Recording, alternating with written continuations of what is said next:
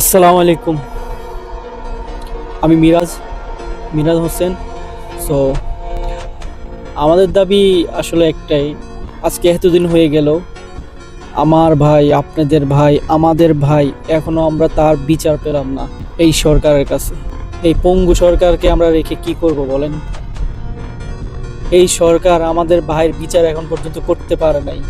যে সরকারকে আমরা বসাইছি, আমরা সবাই মিলে বসাইছি আমাদের স্বার্থে, আমাদেরকে নিরাপত্তা দিবে, এই উপদেষ্টাদেরকে আমরা আমার ভাইয়ের এখন পর্যন্ত বিচারে হলো না, নিরাপত্তা দিতে পারে নাই। কিন্তু আমার ভাইকে হত্যা করা এখন পর্যন্ত বিচারে করতে পারে নাই। তা আমরা প্রতিবাদ করে যাব। এরকম অন্যায়কে আমরা প্রশ্রয় দেওয়া যাবে না।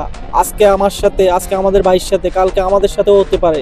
তাই আমাদেরকে সবাই এক হয়ে রুখে দাঁড়াতে হবে, প্রতিবাদ করতে হবে, এই সরকার বিচার করতে হবে। আমাদের একটাই দাবি, we want justice for Hadi, we want justice for Hadi. আমরা শুধু বিচার চাই, ন্যায় বিচার চাই, আমাদের আর কিছু বলার নাই।